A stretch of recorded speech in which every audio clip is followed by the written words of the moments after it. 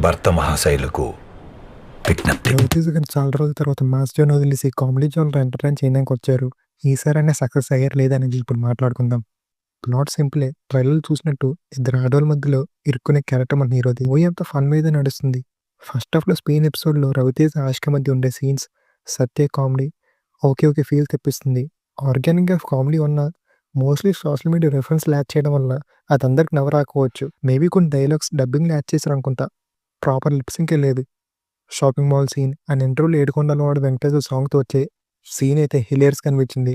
But మేజర్‌లని చెప్పలేను. కొంతవరకు first half entertain చేసింది. ఇంకా సెకండ్ హాఫ్ అయితే ఇక్కడ ఫన్ హిట్ అండ్ మిస్‌గా ఉంటుంది. ఒక పాయింట్‌కి మూవీ కంప్లీట్ అయిపోయి ఎండింగ్‌కి రావాలి. కానీ అది డ్రాగ్ చేశారు. కొన్ని స్పెషల్ ఎలిమెంట్స్ యాడ్ చేసి ఏదో అని నడిపారంతే. సీరియల్ ఫ్యాన్స్‌కైతే ఒక సర్ప్రైజ్ సాంగ్ ఉంటది. అది బాగా ఎంజాయ్ చేస్తారు. ఇంకా త్రూఅవుట్‌గా ఫన్ ఇవ్వాలని కిషోర్ తిరుమల రేస్ చేసిన కాన్ఫ్లిక్ట్‌ని ఎలా ఎండ్ చేస్తారనుకుంటే ఏదో సింపుల్‌గా అలా ఎండ్ చేశారు. ఎందుకో హీరో క్యారెక్టర్‌కి ఇచ్చిన రెజల్యూషన్ సింక్ అవ్వలేదనిపించింది. పెర్ఫార్మెన్సెస్ చూస్తే రవితేజ గారు చాలా రోజుల తర్వాత రిలాక్స్‌గా, ఫ్రెష్‌గా ఎంటర్‌టైన్ చేశారు. ఆషిక రంగనాథ్ అండ్ డింపుల్ హైతి బాగా పెర్ఫార్మ్ చేశారు. వెన్నెల కిషోర్ కొన్ని ఎపిసోడ్స్‌లో తన టైమింగ్ అదిరిపోయింది. సునీల్ అయితే పూర్తిగా వింటేజ్ సునీల్ చూస్తాం.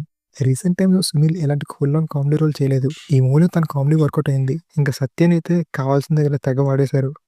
అండ్ సత్య చేసిన కామెడీ కూడా వర్కౌట్ అయింది. టెక్నికాలిటీస్ విషయానికొస్తే production values and cinematography were good. Music by Bheems Ceciroleo is good. Songs screen మీద వర్కౌట్ అయ్యాయి. ఇంకా writer and director Kishore Tirumala punches, dialogues, social media references ఇవన్నీ బాగా రాసుకున్నారు. కానీ తన ప్రీవియస్ మూవీస్‌తో కంపేర్ చేస్తే ఏదో ఒక మ్యాజిక్ మిస్ అయింది. కపుల్ ఆఫ్ కామెడీ సీన్స్ ఉన్నా దాని తర్వాత వచ్చే ప్రొసీడింగ్స్ ఫ్లాట్‌గా వెళ్ళిపోతాయి. ఫెమిలియర్ ప్లాట్ తీసుకున్నా దానికి తగినట్టు ఇంకా మంచి రైటింగ్ రాసుంటే ఇంకా బావుండు.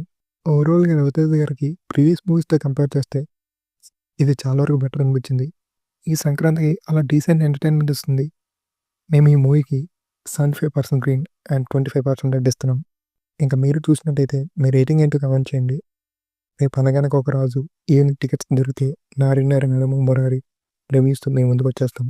ఇంతవరకు వీడియో చూస్తే సబ్స్క్రైబ్ చేసుకోవచ్చు కదా!